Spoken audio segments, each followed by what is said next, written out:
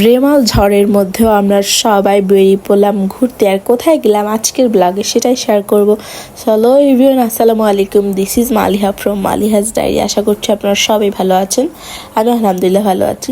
তো এই আবহাওয়া দেখে আপনাদের কি মনে হচ্ছে আজকে ঘূর্ণিঝড় হবে? আমার তো ফার্স্ট টাইম একদমই মনে হচ্ছিল না যে এটা মানে হবে ঘূর্ণিঝড় বা সামথিং কিছু, বাট এত রোদ ছিল যে এই জন্য।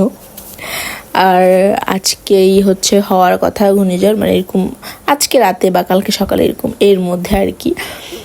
তো যাই হোক, এখানে হচ্ছে আমরা সবাই বেরিয়ে পড়লাম। আর এখানে আজকের ওয়েদারটা দেখেন এত সুন্দর, মানে রোদ ছিল প্রথমে, বাট আমরা বের হওয়ার পর আমরা গিয়েছিলাম মিলে তেঁতুলিয়া নদীতে।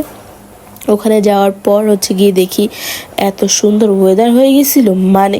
আর এখানে এই যে দেখতে পাচ্ছেন এগুলো কিন্তু মহিষ, বাট আমরা ফার্স্টে মনে গেছিলাম, আমি মনে করছিলাম পার্সোনালি থাকে না যে কী বলে ওটাকে মাটির রাস্তা বা এরকম কিছু ডুবে গেছে পানির মধ্যে, ওটা ভেবেছিলাম। পরে দেখতেছি হাঁটতেছে, আমি ভাবছি মাটির এগুলো হাঁটতেছে কেন, কাহিনী কি? পরে সবাই বলতেছে এগুলো মহিষ। এরপর তো ওরা উঠে গেল।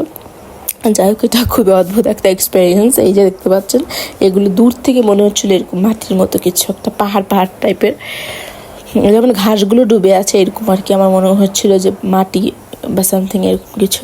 যাই হোক, ওয়েদারটা এত সুন্দর ছিল, মানে আমি ভিডিওতে কতটুকু ক্যাপচার করতে পারছি জানি না, বাট রিয়েলে অনেক অনেক অনেক বেশি সুন্দর ছিল। আমি এর আগে 2বার তেঁতুলিয়া নদী আসছি, মানে গরমের সময়ও ছিল সেটা, আবার শীতের সময় একবার আসছিলাম, গরমের সময় লাস্ট ঈদে আসছি, ঈদের 2 দিন পরে আসছিলাম। আর আজকে আসলাম, মানে 2বারই হচ্ছে গিয়ে রোদ ছিল, বাট হচ্ছে গিয়ে কী বলে এটাকে, মানে এত সুন্দর একটা ওয়েদার ছিল না। আর ভালো তেমন একটা লাগেনি, 2বারই আসছিলাম, বাট এইবার যেটা এত ভালো লাগছে, মানে খুবই ভালো একটা এক্সপিরিয়েন্স ছিল এইবার।